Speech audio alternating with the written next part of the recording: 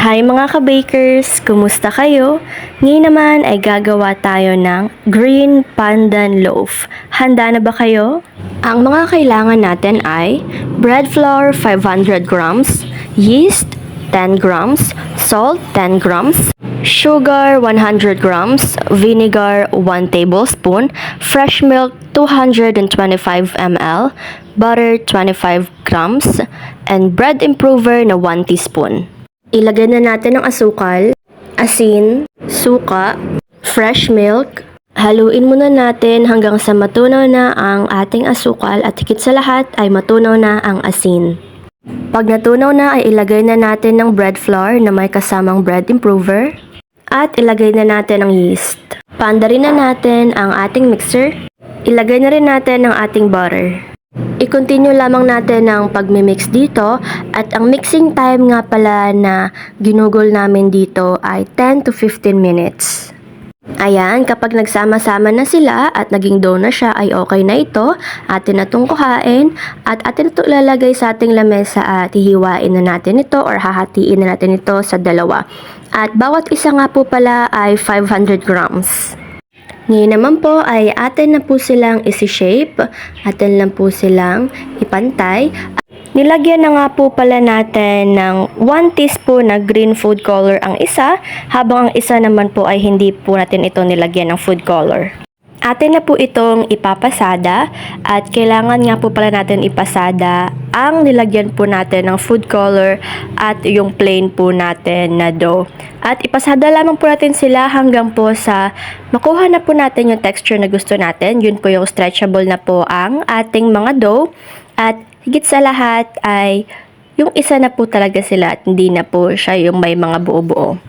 Pagkatapos ay hahatiin na po natin ang dalawa. Magkakaroon po tayo ng 500 grams na pinagsamang plain dough at saka po yung nilagyan po natin ng food color. Atin na pong papalaparin ang ating white na dough at ngayon naman po ay atin na pong ilalagay ang ating green na dough. Yan. Gagamit nga po pala tayo dito ng rolling pin at atin lang po siyang papahabain hanggang po sa mahaba na po siya. Yan, gantuin lang po natin ito.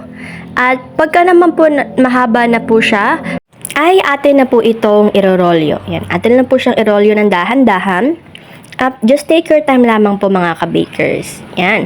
Kapag narolyo na rin naman po ito, papahabain lang po natin ito ng kaunti at atin na po itong hahatiin sa 5. Yan. At atin na nga rin po palang i-ready ang ating plancha na size 11 or yung medium size lamang po ng Tasty. At ngayon naman po ay atin na po itong ipapadaan or lalagyan po natin ito ng may kakapalang mantika. I-sure lamang po natin na meron po ang bawat gilid nito para po hindi po ito dumikit sa ating molde.